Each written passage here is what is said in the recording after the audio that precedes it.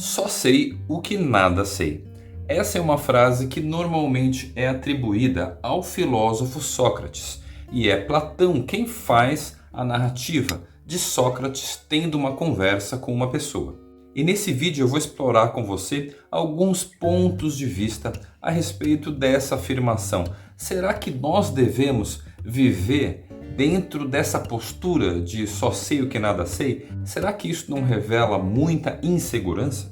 E uma coisa é certa, essa é uma boa frase quando aparecem aquelas pessoas que fazem perguntas difíceis para a gente e a gente não quer responder elas. Então a gente pode simplesmente dizer, eu só sei o que nada sei.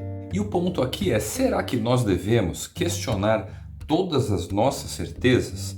Eu nunca gostei muito dessa frase porque existe uma certa incoerência interna na sua construção. Já parou para notar? Se eu trago uma afirmação de que eu só sei o que nada sei, então, na verdade, eu sei alguma coisa. Então, logicamente, eu não deveria afirmar que eu sei que não sei. Entende o que eu estou querendo dizer? Se eu trago uma afirmação de que eu sei que nada sei, então é mentira quando eu digo que nada sei. Porque de uma coisa eu sei, que nada sei. Mas isso é uma incoerência, percebem o que eu estou querendo dizer com isso? E aí eu estou querendo te ajudar a entender a seguinte questão. Não tem como a gente não saber de nada, porque sempre a gente vai estar acreditando em alguma coisa. Mesmo algo que nós observamos, que tocamos, que experimentamos na nossa vida pessoal.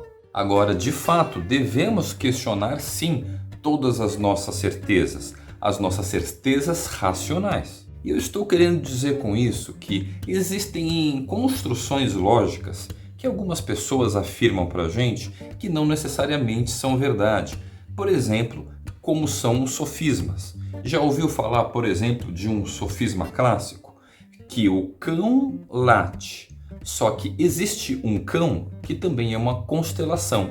Então, será que poderia afirmar então que a constelação late? Afinal de contas, se cão late e se cão é igual a constelação, portanto, a constelação late. Eu quero que você entenda com isso que esse é um tipo de argumento racional que cria uma identidade com duas coisas e depois cria uma conexão entre elas. Esse tipo de argumentação lógica, que claramente é falacioso, é o que nós chamamos de sofismas. E esses tipos de sofismas costumam aparecer a todo momento. Por exemplo, quando uma pessoa pega a Bíblia e ela escolhe um versículo ali que ela tirou ali, por exemplo, da lei de Moisés. E aí ela faz uma conexão, por exemplo, com uma profecia do livro de Apocalipse. Duas coisas que não se conversam muito bem. E aí a pessoa tenta muitas vezes fazer uma costura entre as duas coisas. Normalmente isso dá ruim. Estou querendo dizer com isso que assim são geradas diversas interpretações erradas, para não dizer sofismas. E em geral é muito difícil fazer o discernimento entre um conhecimento que é de fato espiritual com relação a um conhecimento racional. Porque muitas vezes nós descobrimos ou entendemos as coisas por dedução e não por revelação, e não por uma experiência que foi transformadora do ponto de vista do nosso espírito. Estou querendo dizer com isso que a nossa razão, o nosso ser, enquanto se reconhece como existência, normalmente está mais relacionado com a alma. Isso é a alma do homem, não é o espírito. Agora, existem conhecimentos que nós temos, coisas que têm significado com revelação, aquela coisa que preenche o nosso espírito de dentro para fora. Essas coisas se tratam de conhecimentos espirituais. Então, alguns conhecimentos espirituais a gente tem, como por exemplo o conhecimento de que não devemos nos gabar do conhecimento que nós temos, que devemos questionar as coisas que as pessoas têm nos ensinado, os comportamentos das pessoas que têm vivido na nossa sociedade, a própria cultura que nós adquirimos de geração em geração, as certezas que a gente tem porque a gente assistiu uma coisa no YouTube ou aprendeu algo na escola com os livros didáticos. Nós sabemos que devemos questionar todas as coisas, questionar o que sabemos, questionar o que deduzimos.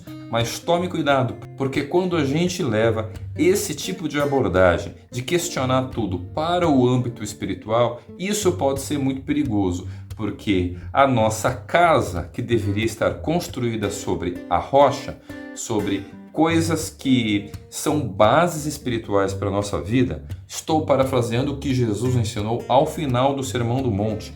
Lá, por exemplo, no Evangelho de Mateus, capítulo 7, se a gente for questionar absolutamente toda verdade espiritual, estou querendo dizer todo princípio, como, por exemplo, questionar a necessidade de permanecer nas palavras de Jesus para ter sua casa construída sobre a rocha, ou, por exemplo, ter misericórdia uns dos outros, no sentido de perdoar uns aos outros. Eu vou questionar, por exemplo, a questão que envolve aquele segundo maior mandamento, que é amar o próximo como a si mesmo. Quando a gente começa a questionar coisas que têm uma essência espiritual, podemos acabar ficando sem base por algum tipo de raciocínio socrático, nesse caso, um raciocínio de questionamento excessivo que nos leva a ficar sem base nenhuma e a gente não consegue tomar decisão nenhuma para a nossa vida e começa a afirmar coisas malucas, por exemplo, que se sabe que nada sabe, e o que,